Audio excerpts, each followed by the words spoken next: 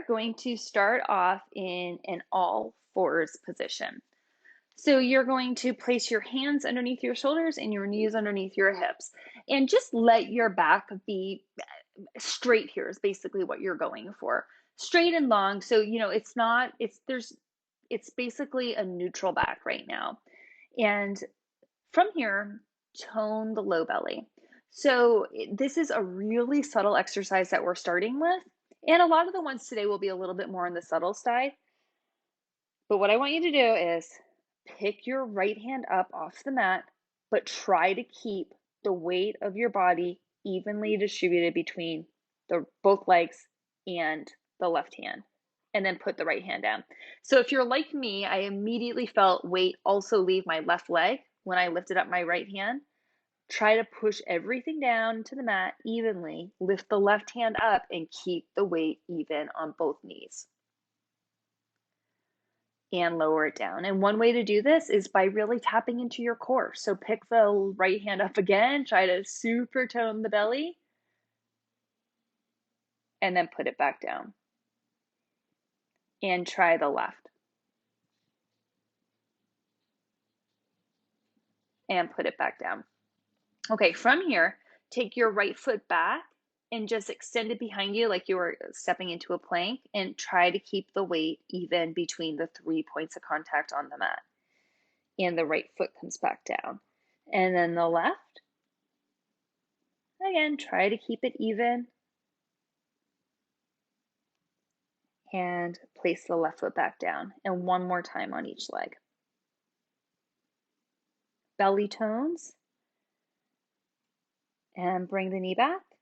And then once more, extend the left leg out. And bring it back. Okay. From here, you're going to reach both the right hand and the left foot at the same time. And now this is important. So let's actually take that a little bit slower. Look down and just like tuck your chin a little bit so you can look and see your pelvis. And you want to try to keep it still as you do this. And there's a real tendency to tilt the pelvis and tilt the hips. So as you extend evenly the right hand and the left foot, keep the pelvis level. And then drop the right hand down and the left foot down. And let's try the other side. So look at the pelvis if that helps you. Right leg, left arm, and you're level. You're as level as you can be. And then lower down. Belly tones, change again. And lower and change. And we're going to pick up the pace a little bit here. So lower, and let's do 4, 4. Pay close attention to that moment when you transition the weight. And reach. And reach. That's 3. And 2. And 2. And last one on each side. And 1. And 1. So you're going to stay in the all fours position. Check out your pelvis again. Take the right leg back. And this is where there's a real tendency to let the right hip roll open because, again, as yogis, we tend to like to open. Close it. If you have to look at your pelvis, look at your pelvis and see that both hip bones stay pointed down. Take your right leg and lift it up for 10, 9, little lifts. It's like 2 or 3 inches. It's controlled. It's controlled and precise movement here. And 5 more. Keep toning the low belly. You've got 4 more. So this is great for working the glutes and the hamstrings, stability through the shoulder girdle, and that's 10. Okay, so take the right leg down, check out your pelvis again as you extend the left leg, make sure the pelvis is level, and then lift the left leg. So it's not a real big range of motion. I know that most of you can probably move more, but you want to move with control, and you're keeping your belly toned. Shoulder girdle stays engaged. And let's do 5, 4, 3, 2, and 1. And then place it down.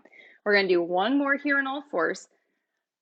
A little bit, same thing. You're still trying to connect to the pelvic floor, but we're adding this extra challenge because now you're going to lift the right leg and you hinge it open to the right. And you're going to take the left leg or left arm rather and reach it to the left.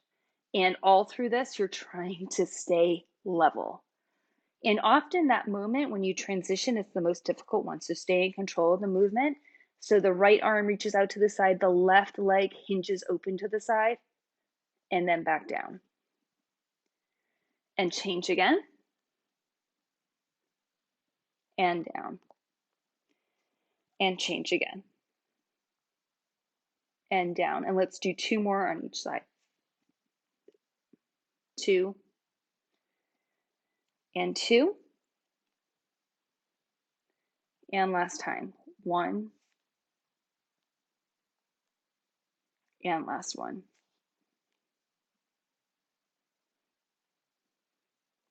Okay. From here, you're going to lie down onto your backs. So far, we've had the back flat, and we're going to keep it flat for the next couple of exercises too. And so I just want to kind of comment on that because often, back injuries are so common in yoga because of extreme forward flexion or extreme back bending. So if you ever have a back injury, stuff like this is so great to do because you can leave your back in neutral. So it's in neutral here. It was in neutral in the last one too. So you're lying down, and this is another really subtle exercise. So it's not exactly going to be an ab burner, but we'll get there, don't worry. When you're neutral, you should have a tiny bit of space between your low back and the mat. You can test it. You can just put your fingers underneath there, and you want your rib cage engaged, so avoid popping in. Now, we're doing leg changes here. So take the right leg up to a 90-degree bend so that the knee is over the hip and the shin's about parallel to the floor. We're going to change the legs, but here's the thing. The most difficult part is in the transition. I want you to stay steady as you lower the right leg and lift the left foot up. So there's a real tendency to start to push hard into one foot. And if you push hard into the left foot, for instance, as you reach the right leg up, then you don't feel nearly as much work in your core. So I want you to tap into the strength of your core and change your legs. So you're controlling the movement of the leg all the way. It lands softly on the mat, and then you change to the other side. And let's do it again. So it's a really controlled movement, and you should feel kind of a surprising amount of ab work if you're doing it without pushing your foot into the mat. And let's alternate here. Maybe we can pick up the pace a little bit, and we'll do 6, 5, 4,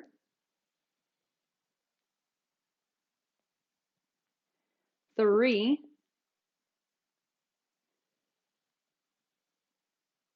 2, stay with the core here, be very light through the feet, and pay close attention to the transition. This is the last one on the right, and your last one on the left.